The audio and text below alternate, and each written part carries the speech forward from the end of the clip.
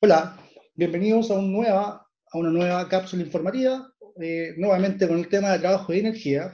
Hoy vamos a hablar principalmente de las consecuencias de esta interacción entre estos conceptos, cómo se motivan, cómo se cancelan y cómo también medimos las diferencias energéticas en el tiempo. Un tema muy común y también transversal en distintos fenómenos físicos como en la potencia, la cantidad de watts por segundo por el que se cobran miles o muchos factores energéticos hoy por hoy.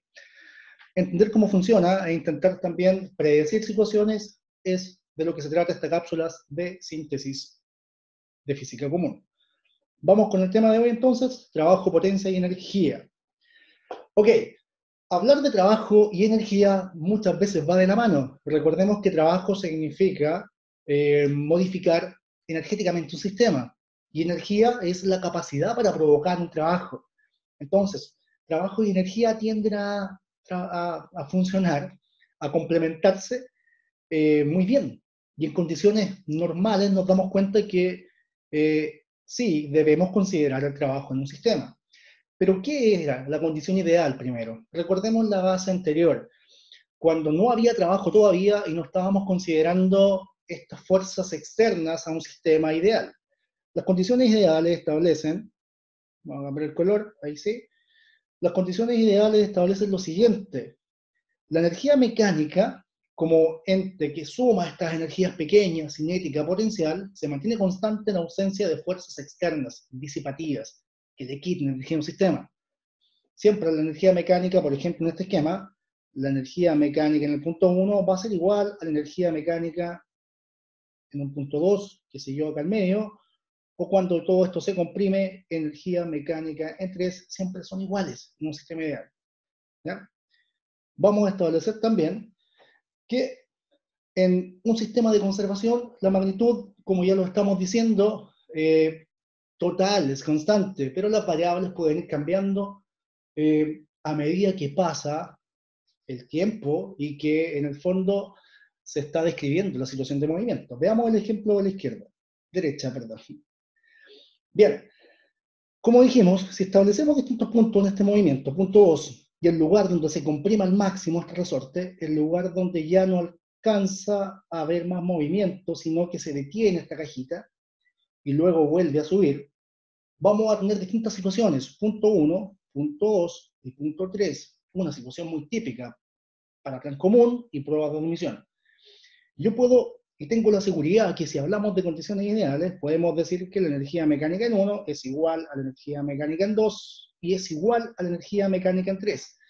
Ahora, debo darme cuenta muy bien de qué depende cada uno de estos puntos donde estoy evaluando mi energía.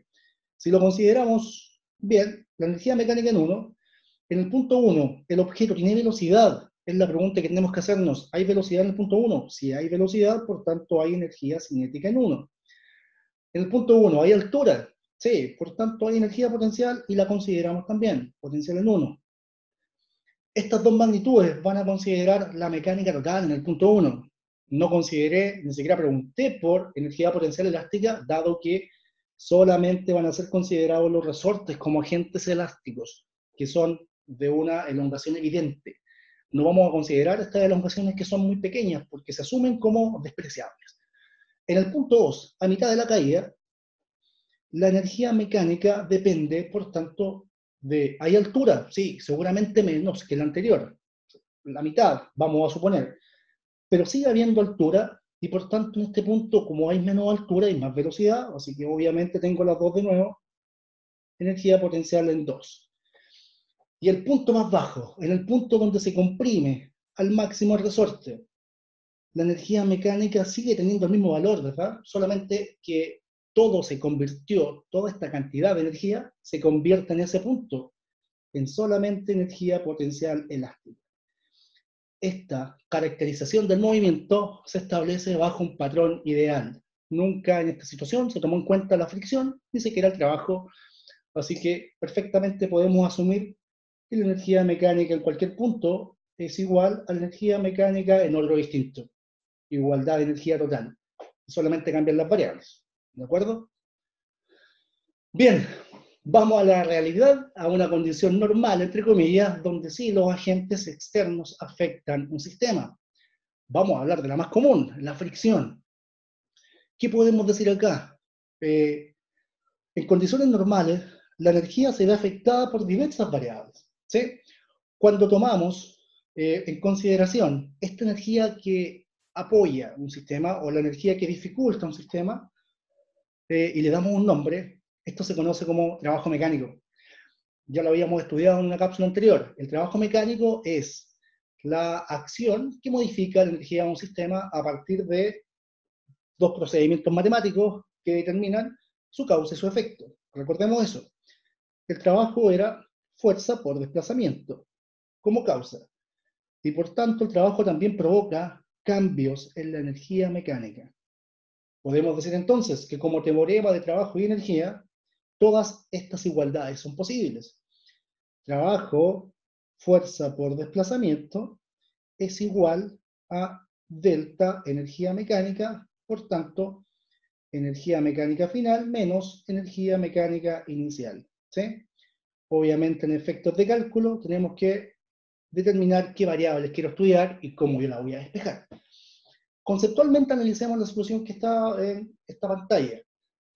El sistema parte con una condición ideal. En el primer tramo nos encontramos con un lugar de fricción entre A y B y luego seguimos en una condición donde no hay fricción. Vamos a considerar entonces que la fricción le da o le quita energía a un sistema. Si nos preguntan con qué velocidad ingresamos a la zona de fricción, asumiendo que se sale de esta zona de fricción con 6 metros por segundo, yo puedo asumir que ingresó con más, ¿verdad? ¿Por qué? Porque la fricción le quita energía a un sistema. Eso es importante. La fricción está actuando en este tramo como un trabajo negativo, quitando la energía al sistema. Yo puedo asumir entonces que la energía cinética antes de ingresar debe ser mayor que la energía cinética cuando el objeto sale de este lugar. ¿Ya? Dicho esto, entonces, hay que entender que la zona de fricción siempre va a estar bien delimitada y solamente aquí actúa el trabajo mecánico. En este caso, quitando la energía al sistema. La respuesta sería que la velocidad de A tiene que ser mayor que la velocidad de B representada en esta situación. ¿Ok? Conceptualmente, esa es la idea principal. Bien, trabajo entonces, como también lo habíamos visto en algún video anterior, en ambos casos la unidad de medida es común, se mide en joules, ¿sí? Y dijimos que el trabajo tenía, de acuerdo a cómo se orientaban las fuerzas, el sentido positivo, negativo o también nulo. Desde otro punto de vista, la unidad de medida dijimos que es joules en cualquier caso de cálculo, de trabajo. Lo mismo acá abajo, considerando ahora si el movimiento es horizontal, por ejemplo, donde la altura no se considera, seguramente el trabajo va a ser igual a la diferencia de energía cinética, nada más. Si el movimiento es vertical y solamente evaluamos el punto 1 y el punto 2, el trabajo va a ser igual a la diferencia de energía potencial, y en este caso la diferencia de alturas nos va a dar un signo negativo dependiendo del marco referencial ocupado. El marco referencial es el que objetiviza, recordemos, los puntos en el plano, el marco de referencia. Ok, del concepto que hablábamos en la introducción, el concepto de potencia mecánica, vamos a hablar en esta parte de esta presentación. Básicamente, hablar de potencia es hablar de un concepto físico transversal. Se aplica al movimiento, como en este caso. Seguramente he escuchado hablar de la potencia eléctrica, potencia hidráulica, potencia eólica, en fin.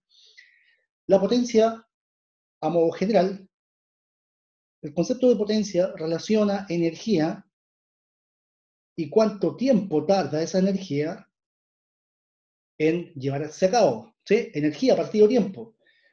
Y también hemos dicho que el concepto energético es bastante amplio.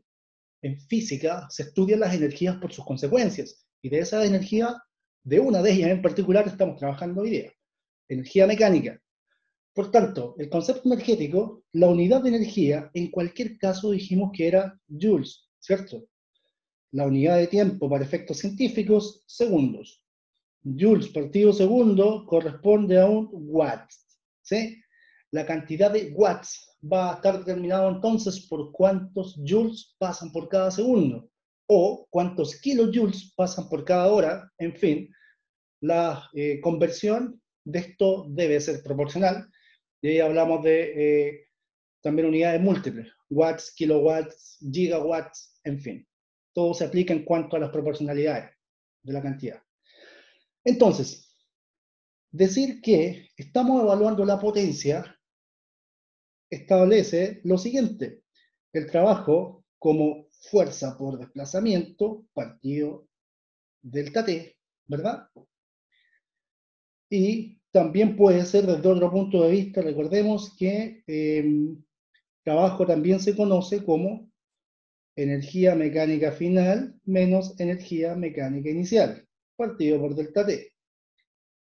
La cantidad o el tipo de ecuación que yo voy a ocupar depende mucho de los datos que me den. En cualquier caso, la potencia, como dije, se mide en watts, es decir, una W, como unidad de medida. Y con esos datos, obviamente trabajando energía en joules y tiempo en segundos. La potencia mecánica evalúa que dos trabajos cumpliendo la misma función, el que se haga en menos tiempo es mucho más eficiente, tiene más potencia.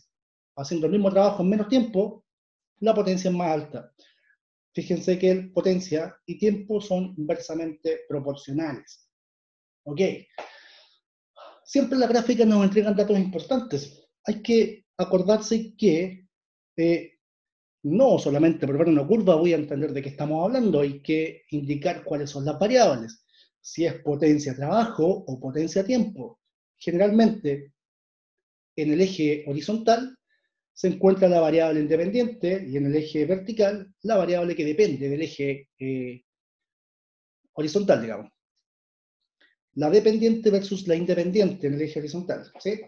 Y obtenemos curvas totalmente distintas, considerando un dato como constante, ¿sí? Y si ese dato permanece constante en el tiempo, en el caso de la izquierda, por ejemplo, el tiempo como una constante, la pendiente es diagonal perfecta, y en el caso derecho, si el trabajo es una constante, la pendiente tiende a ser descendente y exponencial. Para complementar un poquito esto que aparece acá, veamos cuáles son todas las magnitudes que podemos desmenuzar del concepto de trabajo. Cuando hablamos de trabajo nuevamente, hay que entender que comparamos con el tiempo, perdón, cuando hablamos de potencia, perdón, comparamos con el tiempo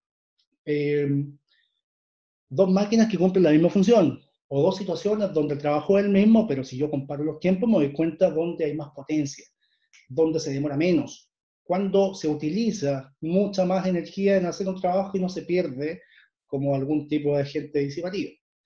¿Ya? Lo que aparece acá es lo que intentamos hacer en dos diapositivas anteriores, y aquí es donde es importante que tenga los datos para ver qué ecuación va a ocupar. Lo vamos a hacer abajo, explicando paso a paso. La potencia corresponde nuevamente al trabajo partido delta T, ¿verdad? Donde, como aparece acá, pero escrito de un concepto más sencillo, de una forma más sencilla, trabajo corresponde a fuerza por desplazamiento, ¿cierto? Partido delta T, desplazamiento y delta X es lo mismo, ¿sí? Lo escribo de esta forma para darnos cuenta que aquí hay un concepto como implícito: desplazamiento partido tiempo. Usted ya sabe que desplazamiento partido tiempo corresponde a velocidad. Por tanto, el concepto de potencia también puede estudiarse como la fuerza aplicada o fuerza total por la velocidad que adquiere un objeto. Ojo, que en cualquiera sea de las ecuaciones que usted coja, siempre le va a quedar como unidad de medida watts. ¿Sí? Siempre que estén en las unidades correspondientes. Fuerza en newtons, velocidad, perdón, en metros partido segundo. Sintetizando este power, entonces, podemos decir que el trabajo, la potencia y la energía van siempre de la mano, atendiendo la situación que quiero determinar. Yo puedo relacionar un concepto con otro. Trabajo como agente de cambio de energía y potencia como unidad comparativa en cuanto a distintas situaciones efectuándose una misma acción, pero en distintos tiempos. Bien, Dejamos esta síntesis hasta acá. Espero que nos volvamos a ver en un siguiente video sintetizando más conceptos de física común. Cuídense. Un abrazo.